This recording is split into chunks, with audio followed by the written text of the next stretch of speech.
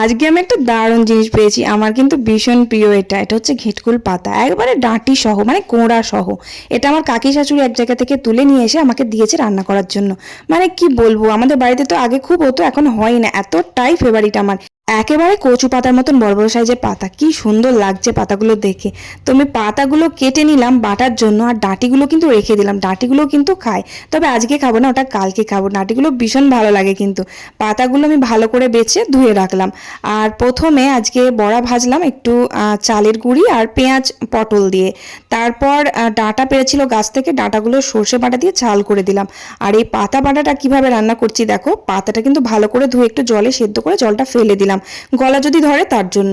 তারপর পাতা, রসুন, কালো জিরে, কাঁচা লঙ্কা, শুকনো লঙ্কা একদম তেলের মধ্যে ভালো করে ভেজে নিলাম। ভেজে নিয়ে তারপর মিক্সিতে ভালো করে বেটে নিয়ে তারপর আবার তেলের মধ্যে শুকনো লঙ্কা, কালো জিরে ফোড়ন দিয়ে ভালো করে শুকনো শুকনো করে নামিয়ে নিলাম। আর আম দিয়ে একটু টক ডাল করলাম, কিন্তু আর উনুনে রান্না করতে পারছিলাম না, এতটাই গরম লাগছিল, তাই উপরে চলে এলাম। আর রান্না হবে ফুলকপি আর আলু দিয়ে ডিমের তরকারি। ডিমের সাথে ফুলকপিটা কিন্তু অসাধারণ লাগে আমার খেতে। ডিমটা আমি উনুনে সেদ্ধ করে নিয়েছি, ফুলকপি আলু সব ভেজে নিয়ে প্রেসার কুকারে বসিয়ে দিলাম।